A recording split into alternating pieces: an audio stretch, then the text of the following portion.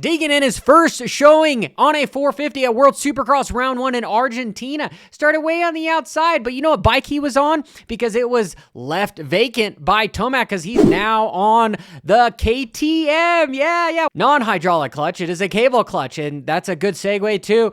That bike was left vacant, and Degan decided to pick it up and ride it like he was Tomac. Frying clutches left and right. I believe Duffy had to put in 3 clutches on that thing, and I think they ended up going with a cable clutch there at the end. But he missed his gate pick, which kind of ruined his showing here. Yes, he finished 3rd overall, but nobody told him that you had to pick the gate. From what I've been told, his dad was upset about it because he had food poisoning or something, was sicker than it was a spider bite, I believe, is why he wasn't able to show up there.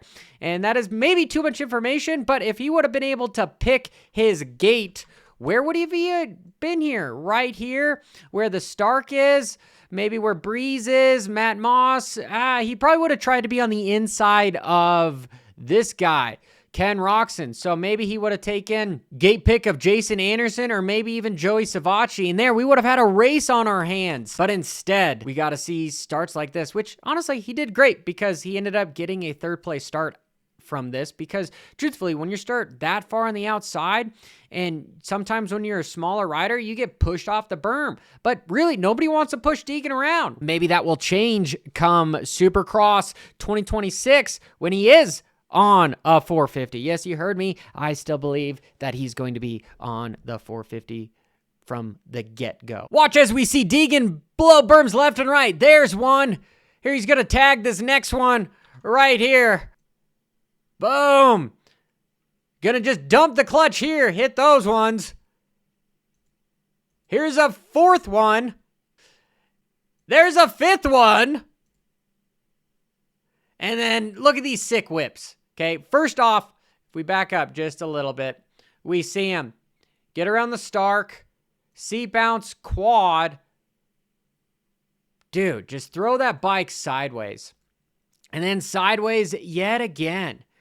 And this is where I saw him do some things differently. Not only was he riding that bike incredibly aggressive with how slippery the conditions were, because you're there in South America and it's very humid, so there's lots of moisture in the air, and when the track dries out, you got blue groove, but then you're putting basically the air moisture on top of it, which makes it very slippery. Like, you know, try to ride your local track that's blue groove and have them just throw water on it. You're going to be like, I'm going to wait till that sucker dries out. But no, Degan just goes for the berms to stop him. But this section, I liked while he was tripling in, then he would triple again, then he would quad. Yes, I call that a quad. And why do I call that a quad? Because there's a lip on the tabletop, there's a lip, and then there's the 3rd lip, and then there's the 4th lip.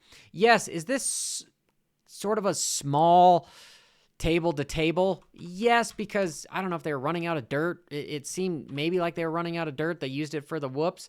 Yeah, because it's not a huge quad, but yes, it is still a quad. So he quads there, then he triples into the corner. And personally, I thought that might have been faster, even though he was drifting wide compared to the likes of Ken Roczen, who was the Adventure winner, who just rode so smooth. I don't know if that Suzuki came stock with a traction control.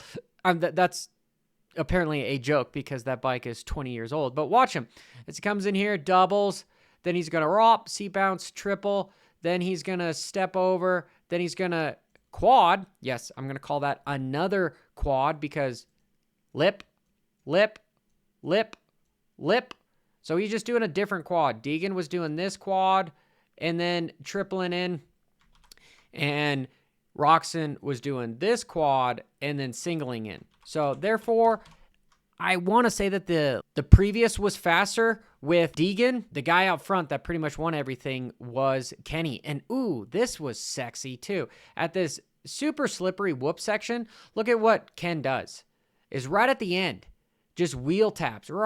He was one of the only guys I saw do that. Yeah, he got sketchy a couple laps, but was able to keep the power to the ground. And this was something too, where he basically has that motorcycle just rotate and stay glued, and that rear wheel gets sucked down, and while the front wheel just wheelies into the face of it. So he's accelerating, but staying glued to the ground, where a lot of guys were just keeping both wheels down and then jumping off of this. So here, let me back up and you can see that just real quick in real time. Well, we'll slow it down, but barely gets any air, and by the Brazilian Enzo Lopes gets sideways through the slippery whoops. And normally you die. Whenever you touch tough blocks, you normally die. But did he? No. Are these things just filled of the packing peanuts? Because he just moved that shit out of like it was nothing.